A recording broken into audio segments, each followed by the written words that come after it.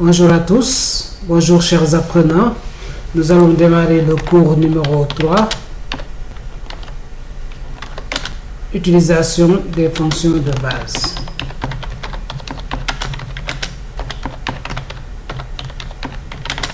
Donc, utilisation des fonctions de base et dans Excel. Donc, on va charger Excel et faire un nouveau classeur, ce que nous avions appris dès le premier cours.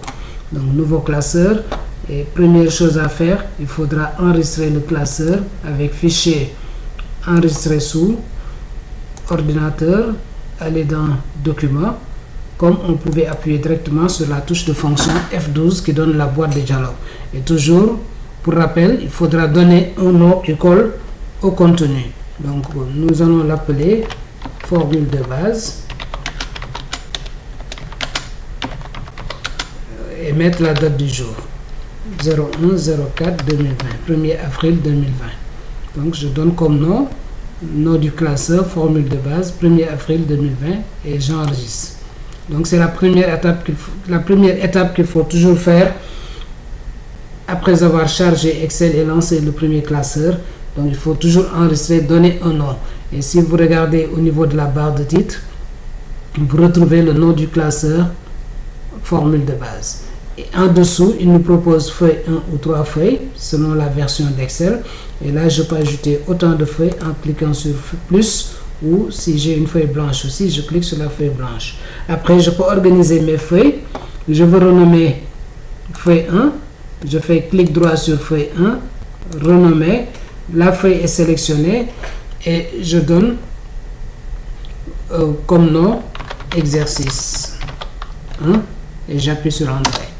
Je veux renommer feuille 2, je clique dessus. Deuxième méthode, au lieu de faire clic droit renommer, je double-clique directement sur feuille 2. Feuille 2 est sélectionnée, je saisis le nom, exercice 2, entrée, ainsi de suite. Je reviens sur exercice 1. Et pour rappel, nous avions dit que dans Excel, nous avions des colonnes et des lignes.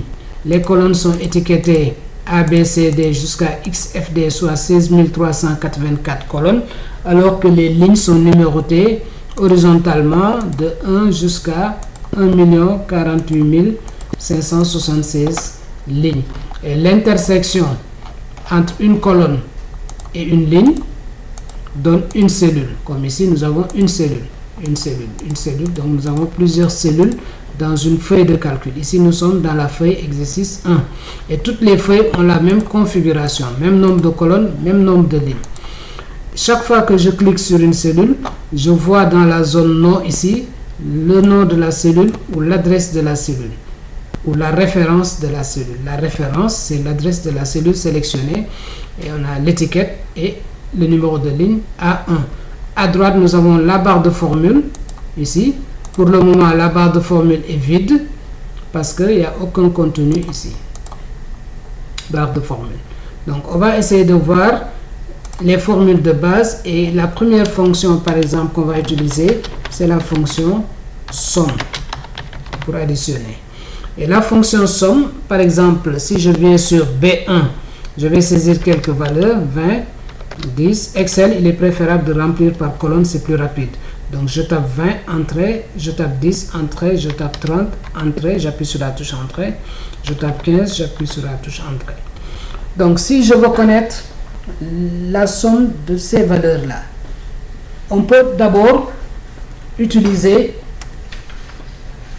la barre d'état pour de visu lire les données qui sont saisies, la plage de données. Donc de manière simple, je peux regarder la somme instantanée avec la barre d'état, c'est-à-dire je sélectionne la plage sans calcul. Dès que je sélectionne la plage de données, je regarde en bas ici dans la barre d'état d'Excel, je vois qu'il me donne déjà la moyenne de ces valeurs-là, le nombre de cellules contenant des valeurs, donc 4, cellules non vides 4, 1, 2, 3, 4. Donc il y a 4 cellules contenant des valeurs.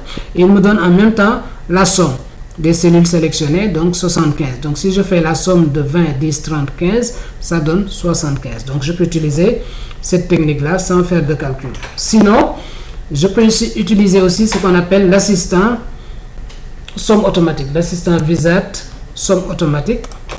Ok, somme automatique. Et l'assistant somme automatique, ici, on sélectionne la plage de données. Dans accueil, on regarde à droite, on a l'icône somme automatique ici. Somme automatique, Sigma. C'est ça qu'on appelle l'assistant Wizard somme automatique. Donc je clique dessus. Je l'utilise quand je veux connaître une somme verticalement juste en dessous, ou bien une somme horizontalement, une plage horizontale juste après. Mais quand je veux calculer ailleurs, je ne peux pas utiliser somme automatique. Somme automatique, c'est quand j'ai une plage verticale, je veux connaître le total juste en dessous, je sélectionne la plage et je clique sur somme automatique, il me donne directement le total 75. Ok, donc je reprends. Pour annuler l'opération que je viens d'effectuer, je peux cliquer sur la flèche annuler qui est là de la barre outils accès rapide. Donc je peux cliquer sur cette flèche annuler, il annule. Comme je peux utiliser les raccourcis clavier pour annuler, CTRL plus Z pour annuler. Donc je peux utiliser le raccourci clavier CTRL Z pour annuler. Sinon, je clique sur la flèche annuler sur la barre outil accès rapide qui peut être au-dessus du ruban ou en dessous du ruban.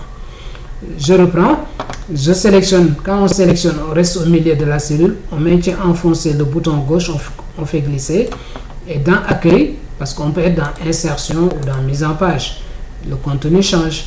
Donc si je veux voir somme automatique, il faut être dans accueil. Donc l'onglet accueil, et là je clique sur somme automatique, il me donne le total directement. Maintenant, dans somme automatique, il y a une petite flèche à droite qui affiche le contenu, qui me dit que je peux faire une somme avec, je peux faire la moyenne, je peux compter le nombre de valeurs dans une plage avec NB, je peux voir dans une plage la valeur maximale, je peux connaître dans une plage la valeur minimale ou bien chercher autre fonction. Et dans ce cas-là, quand vous sélectionnez, au lieu de cliquer directement dessus pour avoir la somme, je peux cliquer sur la petite flèche qui est à droite pour faire la moyenne ou autre chose. Par exemple, si je veux moyenne, je clique sur moyenne, j'ai la moyenne 30. Si, pour annuler, si je veux connaître la valeur maximale, je choisis max, c'est 75, etc.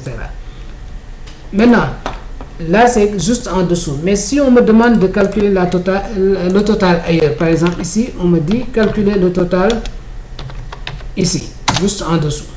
Là, je ne peux plus faire somme automatique, mais je devrais écrire la fonction.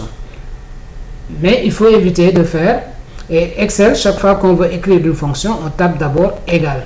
Et dès qu'on tape égal, Excel attend la formule ou la fonction.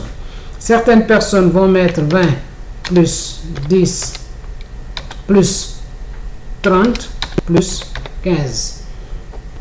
Donc si je valide, je trouve 75 toujours comme là, 75.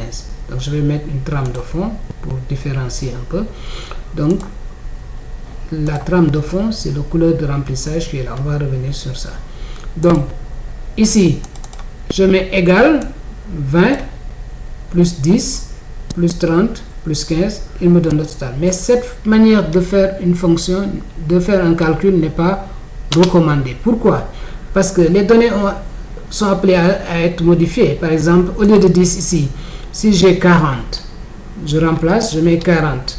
Si je valide, en bas ici, il va changer parce que j'avais utilisé l'assistant. Mais là, ça ne changera jamais. Pourquoi? Parce que si je regarde, il retient toujours 10 et non 40. Parce que je lui avais dit, calcule 20 plus 10. Donc, si je mets ici 40, il ne changera jamais. C'est pourquoi on nous dit d'utiliser les références à la place des valeurs. Donc, je peux mettre égal. Je clique sur 20 au lieu de taper 20. Plus, je clique sur 40. Plus, je clique sur 30. Plus, je clique sur 15. Donc là, j'utilise les références et j'appuie sur Entrée. Et là, je vois que le résultat est identique parce que ça change. Si je remets mon 10 là, je devrais retrouver mes 75 là et là. Voilà, parce que j'ai utilisé les références. Donc, je vérifie. Quel que soit le contenu de B1, plus quel que soit le contenu de B2, quel que soit le contenu de B3, quel que soit le contenu de B4, il me donne le total. Donc, il n'est pas recommandé dans des calculs de mettre les valeurs, mais d'utiliser les références, c'est plus simple. Ok, là j'ai utilisé les références, mais imaginez qu'on ait une plage énorme. Donc, on ne va pas rester là à faire ça, plus ça, plus ça. Dans ce cas-là, on va utiliser la fonction somme. Et pour utiliser la fonction somme, comme tout à l'heure, on met toujours égal pour calculer. Et on commence à taper la fonction somme. Et dès qu'on commence à taper, il va nous proposer toutes les fonctions ayant trait avec somme. Et la fonction somme qui m'intéresse, c'est celle-là. Je double-clique dessus. Je viens là, je sélectionne ma plage de données à calculer. Je ferme la parenthèse et j'appuie sur Entrée. J'ai le total 75 comme ici. Là, j'ai utilisé les références, les cellules. Là, j'ai utilisé la fonction, c'est plus rapide. Je reprends. Pour effacer dans Excel, on fait clic droit, effacer le contenu. Donc, égal, somme. Je double-clique sur somme. Les données sont là, je sélectionne en faisant glisser la souris. On maintient enfoncé le bouton gauche. On ferme la parenthèse. Donc, cela veut dire, calcule-moi la somme de B1 jusqu'à B4. De B1 jusqu'à B4. Donc, si je mets Entrée, je trouve 75. Si on me demande de calculer la moyenne, juste en dessous là, égal, la fonction moyenne aussi existe comme la fonction somme, égal, moyenne, je double-clique sur moyenne, je sélectionne la plage, je ferme et je valide et j'ai la moyenne. Maintenant, la moyenne, il peut me donner plusieurs chiffres après la virgule. Donc, si j'ai plusieurs chiffres après la virgule, il est recommandé de mettre 2 chiffres. Donc là, je clique sur la valeur trouvée, je viens dans Accueil toujours, dans la zone nombre, là, nombre, j'ai 2 icônes, ajouter une décimale, réduire une décimale. Si je clique sur Ajouter, il augmente. Si je clique sur Réduire, il réduit, là. Donc je réduis à 2 chiffres, comme je pouvais enlever les décimaux. Mais comme c'est des moyennes, il est recommandé de mettre au minimum 2 chiffres après la virgule. Donc je clique sur Ajouter une décimale, j'ajoute 2 décimaux. Donc je vais reprendre, j'efface d'abord, clic droit, effacer le contenu. Donc pour calculer la moyenne de cette plage-là, je veux calculer ici, je mets ici égal la fonction moyenne. Je double-clique ici sur moyenne, je sélectionne la plage tout en restant au milieu de la cellule, on fait glisser, on ferme, on valide et on a la moyenne. S'il m'avait donné plusieurs chiffres après la virgule, pour réduire les décimaux, je viens ici pour réduire. Si on me demande de donner la valeur maximale de cette plage-là, valeur maximale, donc égal, la fonction qui me permet de donner la valeur maximale, c'est la fonction max. Donc égal, max, je double-clique sur max, je sélectionne toujours ma plage, je ferme. Normalement, de visu, si je regarde ici, la valeur maximale c'est 30. Donc si je valide là, il devrait donner 30. Voilà. Calculer la valeur minimale.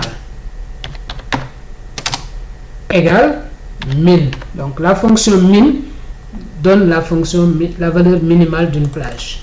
Donc je sélectionne la plage, je ferme, et de visu, c'est 10 qui est la valeur minimale de cette plage. Donc si je valide là, il devrait me donner 10. Voilà. Ici, somme avec la fonction. Chaque fois que je veux revoir la fonction, je peux cliquer sur la valeur, regarder dans la barre de formule, je vois la formule.